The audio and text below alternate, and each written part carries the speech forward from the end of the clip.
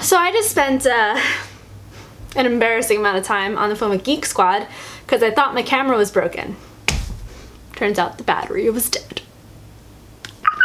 Hey guys, welcome back to my channel. Thank you so much for stopping by today. So today I'm going to be filming a video on one-hit wonder products in my makeup collection. Basically, these are all products that I only own one item from the brand. For whatever reason, I just haven't purchased more, or I haven't received more, or I just haven't been drawn to more. So if you're interested in this kind of video, definitely give it a thumbs up for me, and don't forget to hit that subscribe button and hit that bell so that you are notified of every time that I upload a new video. And why don't we just go ahead and get started. When I was going through my collection, I was kind of surprised at how hard this was. I really don't have many brands that I only own one item from. I really only have 9 here, no 10. I have 10 products here, and that's incredible because my makeup collection is very large. If you've been watching my declutters, you've been seeing how large it is, and I've kind of realized that I'm really brand loyal when it comes to a lot of products. So if you want to see like the flip side of this and brands that I'm super loyal to and own a ton from, definitely let me know down below. I would totally do that video. I think that would be super fun as well. And if you want to see like one-hit wonder skincare brands or hair care brands, or the flip side, you know, brands that I'm super loyal to, let me know as well, because I think that could be fun too. But that's not why we're here today. Today we are here to talk about brands that I only have one item from. So I'm going to start off with Milk Makeup. Now, I only have the Milk Makeup Blur Stick at this time in my collection. I've never tried anything else from this brand. This was super hyped up, and that's the reason that I bought it. I was like, oh my gosh, everyone's using this. Everyone's saying it's amazing for pores and lines, and I was like, I have to have it. And yeah, it's a good product, it really is, but I haven't been drawn to try any of their other makeup products, and there's not really a specific reason. I mean, I guess it's kind of the fact that everything is in this stick form, except for their foundation I don't think is, and their concealer, and their mascara. Aside from those, everything is kind of in this stick form. And while I think it's convenient for travel purposes, I don't travel very often, so I don't really have a need for that in my collection, and I'm just not really into stick forms for many things, if you know what I mean. Like, they have some skincare items in stick forms. I think they have like highlight sticks, which I'm really not into. So yeah, I wanted to start off with this guy because this was the first one that caught my attention when I was going through my collection, and I was like, oh yeah, I bought that. Totally forgot that I bought that, and I bought nothing else. So next up, I want to talk about a product that is really new to me in my collection, and I really don't know why it took me this long to try out this brand, but this is by Laura Mercier, and this is the Matte Radiance Baked Powder in Highlight 01. Now, I talked about this in a recent video. Please don't mind how dirty it is. I don't do very well at keeping things tidy around here. But okay, awesome. This has quickly become one of my favorite highlights, just for the mere fact that it is so undetectable on the skin, yet it really gives that beautiful natural glow. There is no pigment to it. It's really just like, it just gives you that sheen that kind of just looks like it's a little wet, you know what I mean? But it's not wet. It's this. Laura Mercier is obviously a very popular brand. Their translucent setting powder, what is it called? I can't think of the name, but their setting powder is incredibly hyped up here on YouTube. Their Secret Brightening Powder, they've come out with some other powders, and just any other products by Laura Mercier I just have never really been drawn to, but I'm really happy that I picked this up. I got this during the Sephora VIB sale because I really do enjoy it. I think the quality is definitely there for the price.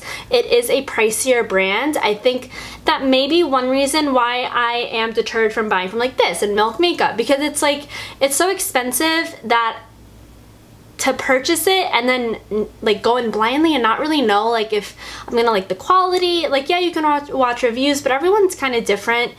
I think that's one of the main reasons why I don't gravitate toward brands like this, but I really do like this, and I am interested in trying more from the brand. Now this product I didn't purchase, but I got it in a BoxyCharm, and I think it's really interesting that we got this in a BoxyCharm because I feel like no one talks about this brand, and I never see anything about this brand. Okay, let me tell you what brand it is.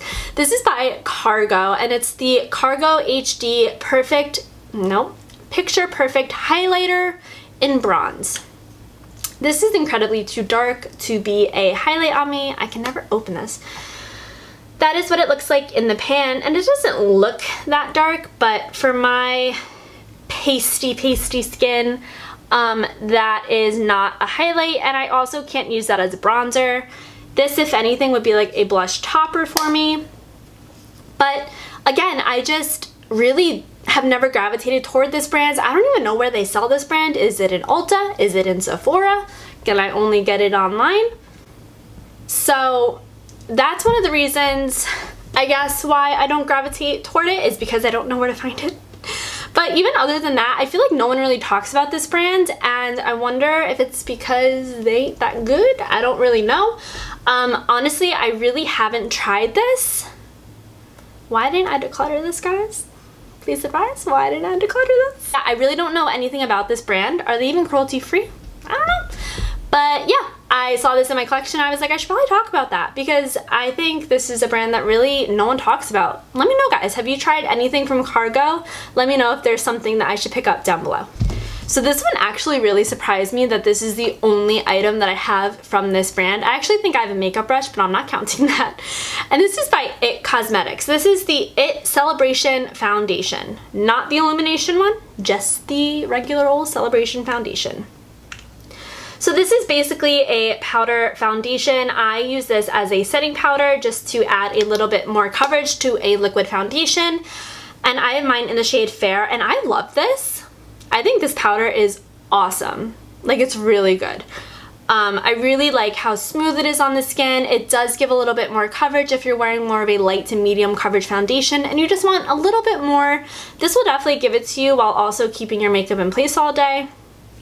But I really don't know why I haven't tried anything else from the brand. I did have a little sample of the itCosmetics foundation in medium that you saw in my declutter that I am giving away because A, it won't match me, and B, I just really had no interest in trying it, which I know is so weird because everyone talks about the CC cream and I should really try it so that I can like hop on the train here, but yeah, still haven't tried that. But I have tried this and I really like it. I have actually tried something else. It was like the Bye Bye Pores pressed powder. I had that a while ago and I didn't like it.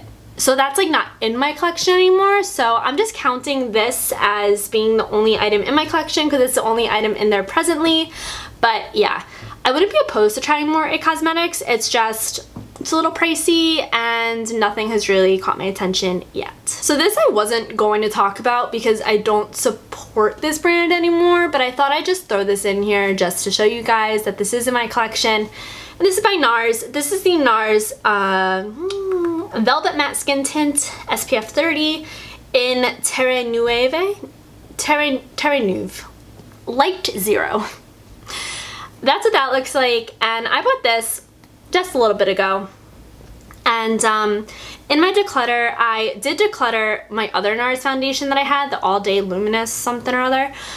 I kept this one because I haven't really used it that much, and even though I don't support NARS anymore, I do want to get my money's worth out of this because it was expensive. So yeah, this is the only NARS item that I currently have in my collection, the only NARS item that I will ever have in my collection until it's done, and then I will have no more because we all know why. But yeah, I just thought I'd throw this in here just to show you guys that that's the only NARS item in my collection at the moment. Okay, so this is a brand that I constantly have my eye on, but I can never bite the bullet and buy anything. You know, like those brands that you're just like, you have your heart set on, but your wallet just won't let you press purchase, because I definitely feel that way about this brand. This is Charlotte Tilbury, and this is the Charlotte Tilbury Pillow Talk liner? No. Something, lip cheat liner in Pillow Talk. Pillow Talk is the shade. This is a terrible swatch because it needs to be sharpened. I am like really down there on this guy, but I really want to try Charlotte Tilbury, like the Bronze and Glow palette. I really want to try one of their foundations. I really want to try her lipsticks, blushes. Like, I want to try it all, and yet here we are with one lip pencil.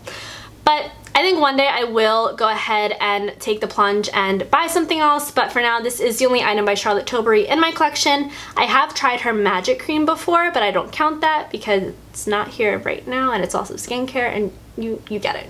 So yeah, this is the only item that I own by Charlotte Tilbury. But what is something by Charlotte Tilbury that you think is worth the money? Let me know down below so that I will feel less guilty about buying it. Wait, I'm on a no buy.